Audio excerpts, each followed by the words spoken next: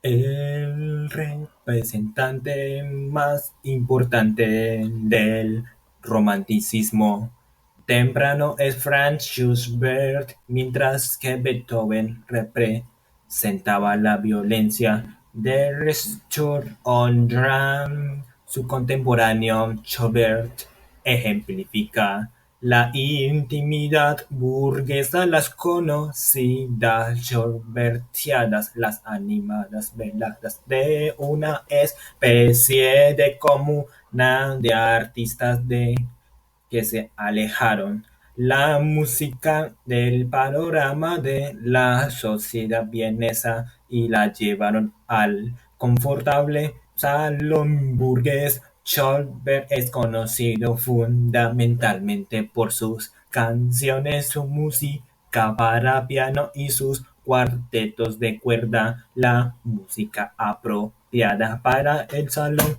familiar de la época del Biedermeier. Por eso seguimos llamando la música de cámara, pero incluso en la habitación más pequeña hay un lugar para una gran obra, la precisa transcripción musical de las canciones, especialmente en Viaje del Invierno y las melodías de su música instrumental tiene una calidad insuperable, la unión de forma clásica y en sensibilidad burguesa propia de la música de Mozart, Beethoven y Schubert convierte el cambio de siglo en el periodo más importante e interesante de la historia de la música. Verdaderamente no podía ir mejor y no lo fue además porque el siglo XIX se encargó de crear auténticas instituciones que comercializaron y santificaron la música al mismo tiempo. Las figuras del editor, del crítico musical y del virtuoso. Así la idea de que la música era una obra de arte, por lo que su auténtica función no era divertir. En una palabra, se inventó la industria de la música en la que ésta tuvo el mismo destino que la mujer, o era una santa o una prostituta. La oposición, música seria, música ligera, responde a semejante dualidad con la pareja de aristócratas Tamino y Palmina. La flauta mágica de Mozart es la última pieza musical que se ocupa de la moral, pero sin descuidar por ello el elemento humorístico encarnado por Parpagenio y la Papagena, las simpáticas aves del paraíso. Por otra parte, la herencia de Beethoven pensaba demasiado sobre los compositores que le sucedieron todo lo que podía decirse con una sinfonía, ya lo dicho, lo que había provocado la búsqueda de nuevas formas musicales, una lucha entre renovados y conservadores. La crítica consideró como conservador a Johannes Brahms, cuyo problema era que sus sinfonías sonaban como las de Beethoven. Los renovadores propusieron soluciones diversas. Una de ellas fue la música descriptiva, que en vez de atenerse a formas musicales heredadas como la sonata, pretendía contar historias. Ahora los contenidos extras musicales determinaban el propio desarrollo musical, inventando en cierto modo la música para el cine antes de que el mismo existiese. El prototipo de la música descriptiva es la Sinfonia Fantastique de Hector Berlioz, que cuenta las penas amorosas de un joven y sus éxtasis con las drogas. El parecido con las viviendas del compositor no es casual. Franz Liszt desarrolló el poema sinfónico y se aventuró con una sinfonía sobre Fausto, pero quien llevó hasta el extremo la música descriptiva fue Richard Strauss, quien presumía de poder expresar musicalmente el sonido resultante de servir cerveza en un vaso y de una forma tan exacta que incluso podía reconocerse de qué clase de cerveza se trataba. Esa debilidad de música descriptiva Es evidente, pues, como en algún momento la música instrumental debe poner arreglárselas sin explicaciones. Resulta imprescindible conocer de antemano el contenido extra musical para comprender de qué se trata. Sin este previo saber, la música no pasa de ser una sucesión de momentos más o menos energéticos, más o menos rápidos o más o menos dramáticos, cuyo conjunto no nos deja más que signos de interrogación. En el caso de Robert Schumann, la propia vida artística en sí se convirtió en programa. Su experiencia extramusical más importante era la poesía y el ideal de artista. Jean-Paul pero Schumann arruinó su carrera como pianista con un accidente poco poético y que hubiera sido digno de un Tristan Chandri. Se construyó un aparato para fortalecer el dedo anular y acabó por lesionarse el telón de Aquiles. Después se casó con la pianista Clara Wieck, no sin antes pleitear con el padre de esta. Clara Schumann fue una mujer sorprendente, reconocida pianista, compositora y madre de 8 hijos, a los que de una forma muy práctica dejó en manos de sus parientes para que no la molestasen en sus ejercicios de piano. Para conservar el recuerdo de sus hijos, Schumann compuso sus escenas infantiles, fundó la Neon Cherry Farm Music, revista musical que aún sigue publicándose. El final del compositor parece confirmar la tesis de la afina entre genialidad y locura. Tras sufrir agudas depresiones, Schumann se tiró al río en Düsseldorf. Posteriormente fue ingresado en un manicomio donde murió un par de años después. Schumann y Felix Mendelssohn fueron los compositores que recuperaron para su época a Johann Sebastian Bach y lo presentaron al público. En Mendelssohn podemos reconocer la figura de Mozart, pues también él empezó a componer cuando era un niño y lo que hizo con gran facilidad y con mucho éxito.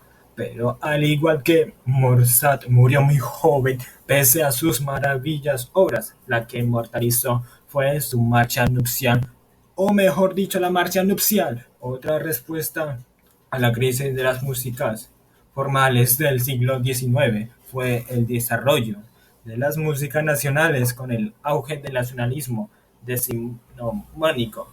Muchos compositores vincularon su música a los mitos nacionales y al folclore.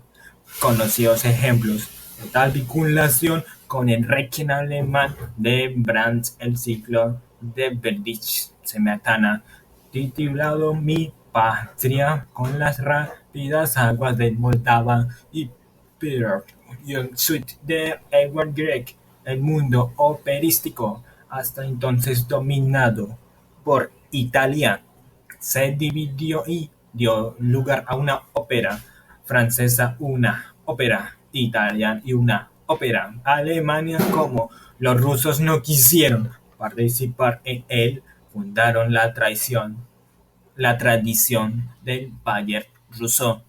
Al mismo tiempo, el resentimiento nacional acabó con el internacionalismo que hasta entonces había imperado en la música. En Alemania, por ejemplo, la música francesa empezó a considerarse como una música de calidad inferior, dado que no satisfacía de las pretensiones de profundidad y de seriedad de los alemanes. Frédéric Chopin tendió un puente entre Polonia y Francia. Chopin había nacido en Polonia, su padre era francés y su madre polaca. Al igual que Mendelssohn fuera un niño prodigio, se sintió atraído por la excitante atmósfera de París que Liszt y Paganini habían convertido en la meca de los virtuosos y se propuso revolucionar el ámbito de la ejecución pianística. A consecuencia de su delicada salud, Chopin no frecuentaba las salas de concierto y aunque sus manos eran muy pequeñas y su ejecución pianística, lírica y virtuosa al mismo tiempo y entusiasmo a todo el mundo. Después se convirtió en un pionero del turismo, descubrió Mallorca con la escritora George Sand y decidió juntarse al cliché mozartiano y morir joven.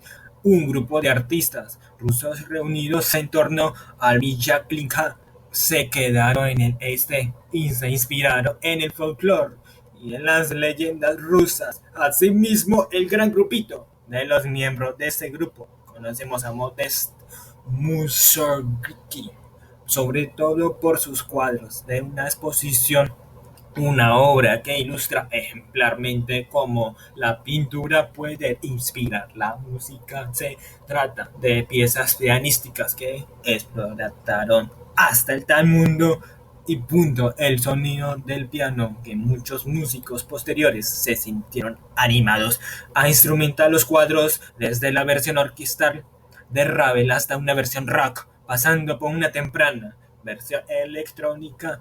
Vasily Kandinsky aportaría más tarde otros cuadros, pero estas piezas pianísticas son más bien una excepción en la obra de Mussorgsky.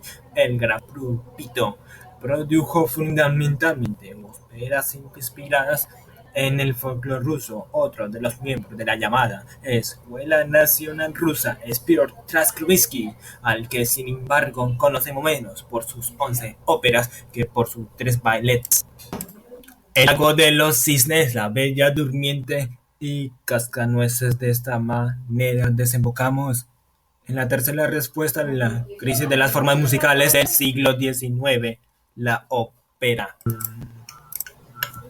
En el caso de la ópera, la transición al romanticismo fue sencilla. Bastó con echar mano de material romántico que procuraban las historias llenas de bosques y de seres maravillosos procedentes de todos los mundos posibles, del mundo superior, del submundo o de mundos intermedios. El Cazador furtivo de Carl Maria von Weber es una de las obras más representativas de y populares de este género. El tema titulado Tejemos para ti la corona virginal se convirtió en una canción de moda y estuvo a punto de lograr que algunos contemporáneos como Henry Shire perdieran y juicio. La ópera italiana volvió a florecer con Rossini, Donizetti, Verdi, Puccini. Todos ellos permanecieron bastante ajenos al romanticismo alemán y se dedicaron a escenificar con grandes gestos grandes temas, por ejemplo, las obras de Shakespeare, pero las innovaciones formales fueron más bien pocas. Pues bien, el público italiano amaba demasiado el canto.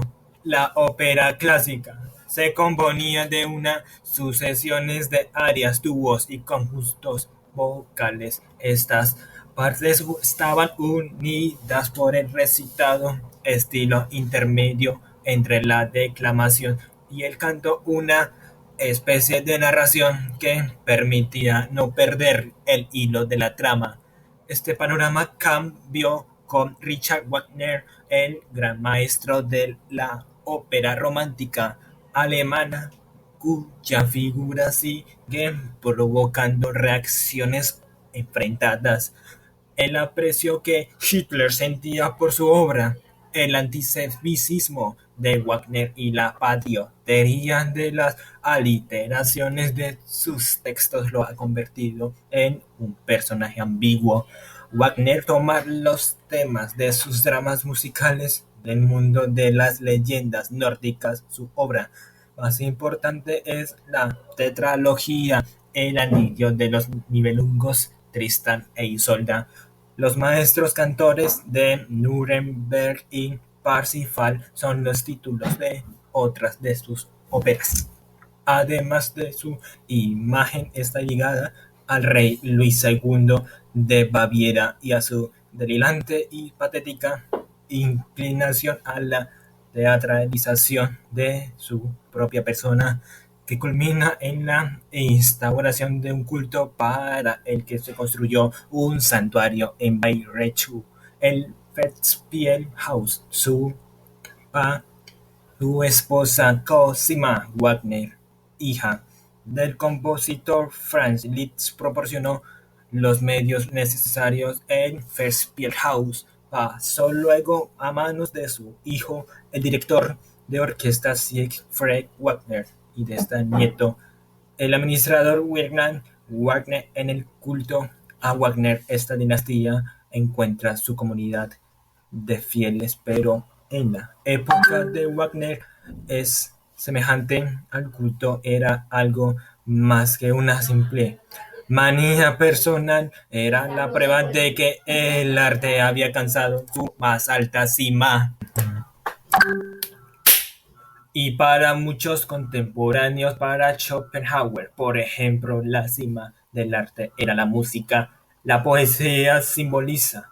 También intentó convertirse en música, y en el esteticismo del cambio de siglo, la misma vida se disuelve en el arte en busca de la obra de arte total. Wagner intentó reunir todas las artes bajo el dominio de la música. El texto, la música, los decorados y la coreografía se funden con la intensidad hasta entonces desconocida. Sus óperas ya no son el resultado de la suma de sus partes, están íntimamente relacionadas ahora entre sí, que forman una sola pieza. Para conseguir ese resultado, Wagner tenía una idea, un nuevo principio constructivo, el leitmotiv, por el cual que cada uno de los elementos significativos de una historia obtiene una especie de rasgo distintivo que permite reconocerlo del mismo modo que se reconoce a un personaje por su tic. Pero tal rasgo distintivo identifica no solo a los personajes, sino también a los objetos, sentimientos y situaciones. Por ejemplo, en el caso de Sigfrido, el motivo de la espalda es una enérgica serie ascendente de notas. Wagner ensambla sus óperas sirviéndose de un extenso repertorio de motivos, y la variación de motivo indica un giro en la acción. Así, el motivo de la espada suena en modo menor. Esto indica una disminución del poder de Sigfrido, pero Wagner también es ejemplar en otro sentido. Al romanticismo ya no le bastan las armonías clásicas, es decir, con 6 acordes dependientes de una nota fundamental a los que antes hacíamos referencia. Cuanto más compleja es la armonía, mayor es el número de notas que le se añaden a un determinado acorde, algo que los clásicos nunca le habían consentido, y mayor el número de combinaciones de acordes. Algunos contemporáneos de Wagner consideraron que el acorde de Tristán, con el que comienza Tristán e Isolda, era el final de la armonía. Ciertamente la serie de acordes que le sigue todavía depende de una nota fundamental, pero que ya no le aparece en su búsqueda de una mayor expresión, de un arte más elevado y de una significación más profunda. La música romántica llega a su límite de sus posibilidades. Más allá de este límite se encuentra ya la música moderna, y además es considerado Malek el primer compositor moderno. Как же долго тебя искал я, надежду потеряв. Я мог бы поспорить, что так не бывает.